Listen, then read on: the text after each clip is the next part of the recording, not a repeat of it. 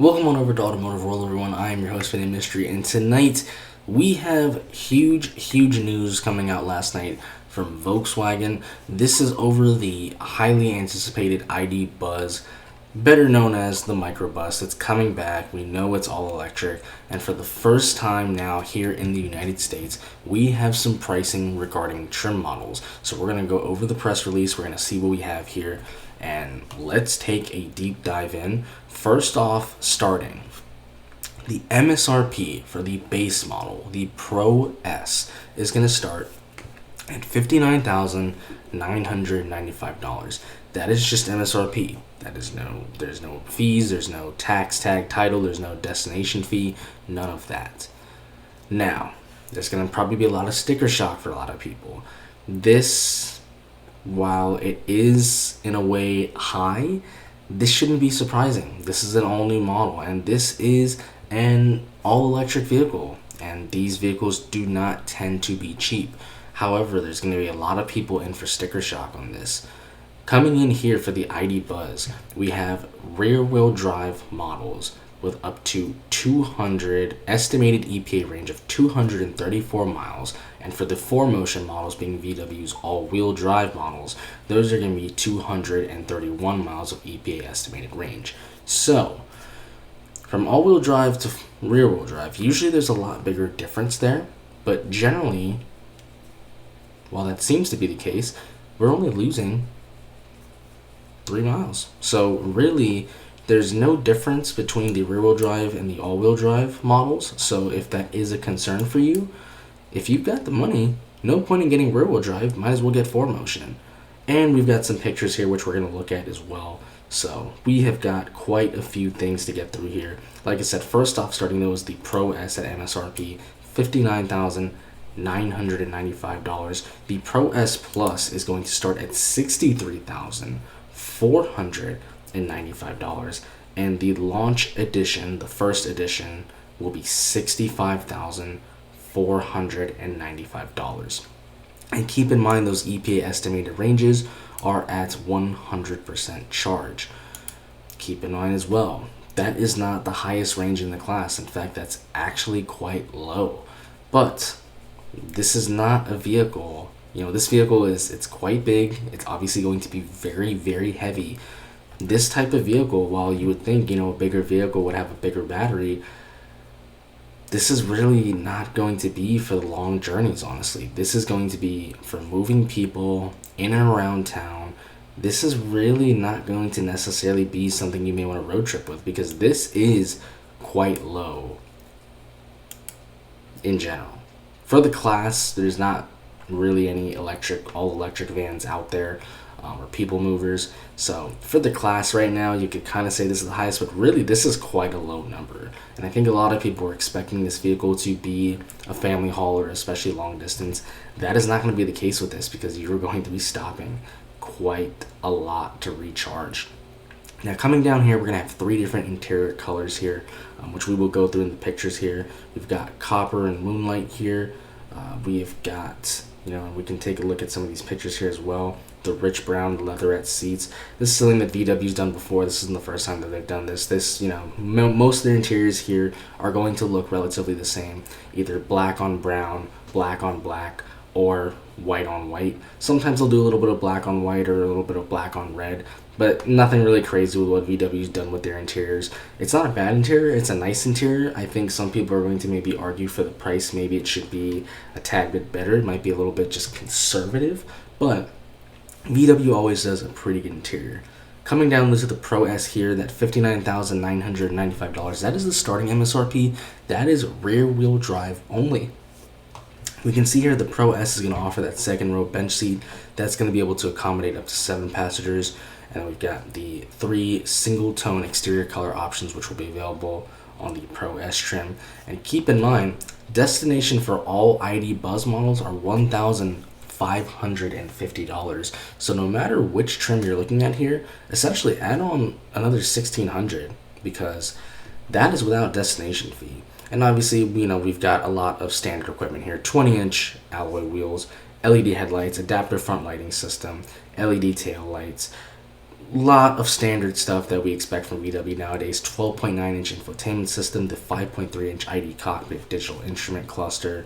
We have their keyless system here for access, 12-way power heated seat and ventilated front seats with a dual armrest, memory folding power mirrors, massage features on there. We have the 9-speaker audio system, VW's wireless app connect system with phone charging, 45-watt USB-C ports. That is really, really cool. We've got 8 45-watt USB-C ports. Most manufacturers never actually tell us the wattage of their ports, but the fact that we have 45-watt USB-C ports, that is pretty high wattage, especially for in a car. You could very easily charge a computer with that. You can very easily charge a MacBook Air and a phone with that. You could charge a MacBook Pro with that. If you were using it, you would be trickle charging it, but 45-watt USB-C ports, and there's 8 of them. That is really, really high wattage. So all your passengers, if they got to charge their phone, they're going to be quick charging. We've got 12-volt trunk outlets and 150-watt and 110-volt power seat outlets. Pretty standard, especially in a vehicle like this. And then some pretty standard safety features like road sign display and light assist and things like that. Nothing crazy. We're kind of just gonna skip over that just because it's pretty standard stuff. And a lot of the things that we see here, we can find on many other VW models, even as of right now. Coming in though to the Pro S Plus here, that's $63,495. That is also for rear wheel drive only. So if you want to get a Pro S Plus in 4Motion, which is Volkswagen's all-wheel drive, it's going to cost you $67,995. So pretty much that's $68,000 right there for the Pro S Plus and all-wheel drive. And then you still got to add almost another $1,600 for destination fee. So this is not, and I cannot stress this enough to you, this is not a cheap vehicle. But we have a lot of cool features in here. Coming up to the Pro S Plus, we have a 700-watt Harman Kardon system, 14 speakers. That's really it's gonna probably sound really, really nice. So definitely for somebody like me, I love my music, I would probably be going for that. You're gonna be able to have captain's chairs, heated windshield, standard on Pro S Plus 4Motion models. We have got a lot of stuff here. Pretty much on the Pro S Plus as well. You're gonna get everything you're gonna get on the regular model here, on the regular Pro S. We are going to get, things like the flat floor. You're going to get those fabric storage bins and the flex board and things like that. Really nothing necessarily functional that is different other than, captain's chairs, heated windshield, which is standard. And then the biggest thing is that Harman Kardon sound system. And we can see down here, we do have an additional option here for the panoramic smart glass roof available. That's going to be an additional option of $1,495. And what that's going to allow you to do is you can essentially make that roof transparent or opaque. So they do have, it's technically not a sunroof, it's not going to open up, but you are going to be able to see out through, or you can completely shut it off and just really immerse yourself within the environment. Same thing on there, 20-inch wheels, nothing crazy going on. Pretty much the same features as before. And that's really the end of the press release in terms of information. Let's get right into the pictures. But I cannot stress this enough, and I know I have seen this going around. A lot of people thought this was going to be a cheap vehicle. I'm not going to say I'm also not a little bit surprised, because it is quite expensive. But given what this vehicle is, this isn't something that we necessarily should have not expected.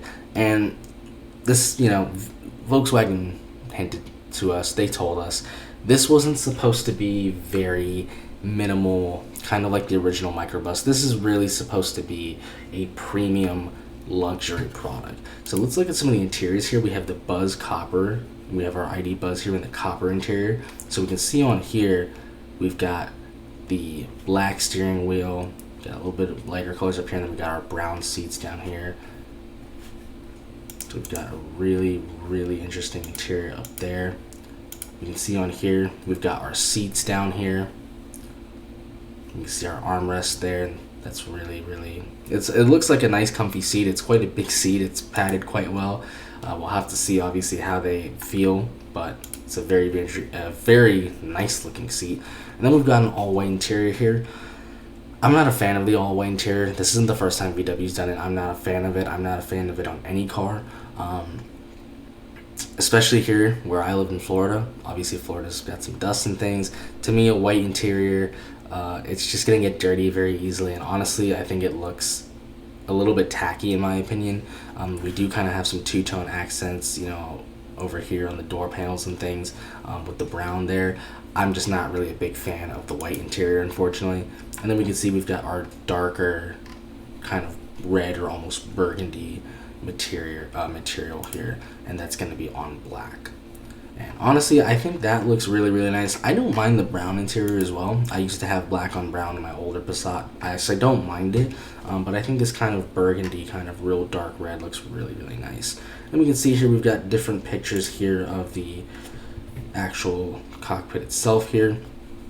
Very, very minimal. Obviously, everything is pretty much going to be done through the touchscreen, so we really don't have many buttons on here, honestly, which is kind of, the way that it's going. We've got pictures of the seats here. We can see how that infotainment system looks. We can see our vents there. We have about 3 different buttons down there. Like I said, very, very minimal. Really, no buttons are supposed to be on there. Really, it's all through the infotainment system.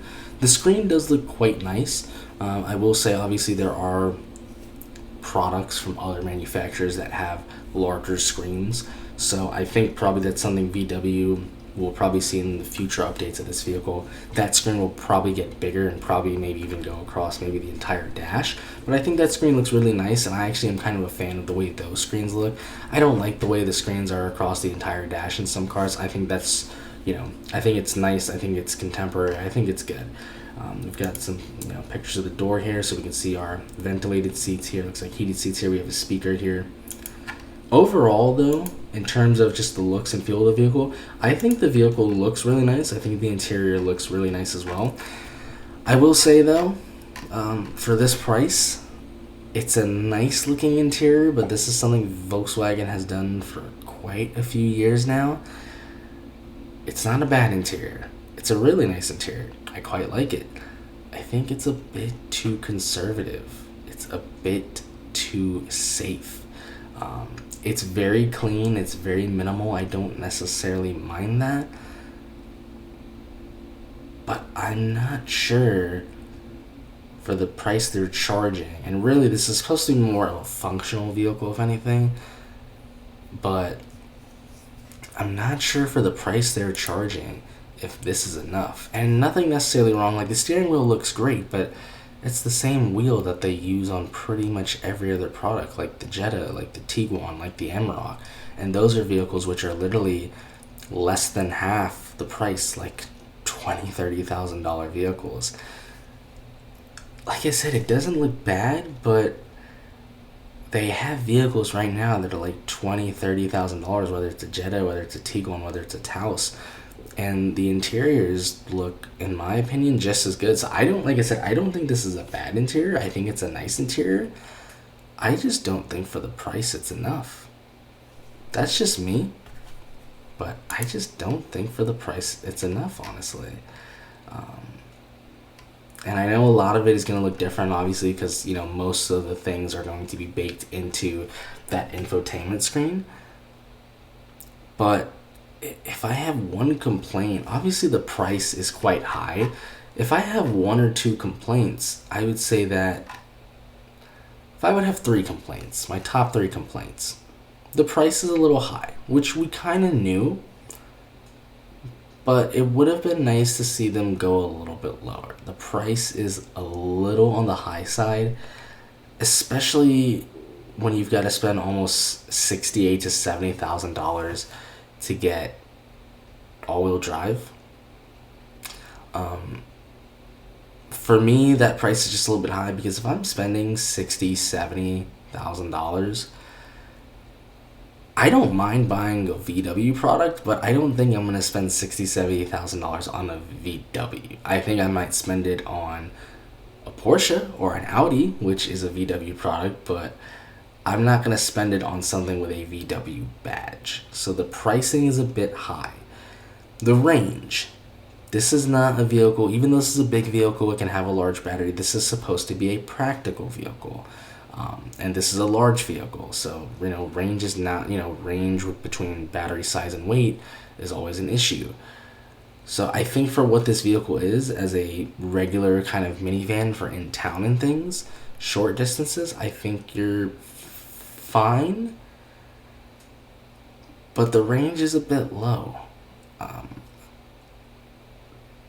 It's not a lot of range, especially for the price that they're charging.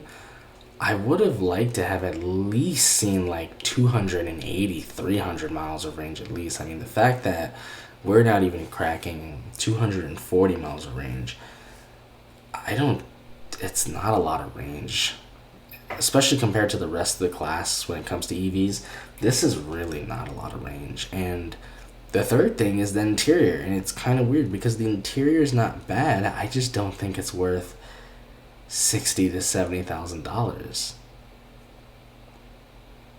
So I don't hate this vehicle. I think it looks really good. I'd love to, give it a test drive. But those are my top 3 complaints. It's going to be interesting what happens with this, especially to what's going to happen with the ID7, which is going to be their sedan, which is going to come out. That's pretty much going to be, size-wise, it's going to be more of an Arteon replacement. So, or, for those of you who are more in the VW brand, the older kind of the CC or the Passat CC as it was, this is going to be really interesting, though, for VW. Because, like I said, I don't think this is a bad vehicle. I think it's a good vehicle. I like the capability it has. I like what it's built for. I like the features that it has. I like the way it looks. And it's a minivan, so that's kind of really weird to say, but I'm just not sure. I think this vehicle is worth it, worth existing. I just don't know if it's worth that price. We'll have to wait and see. Let me know what you guys and girls think down below. That is going to do it for now. And like always, thanks for watching, everyone.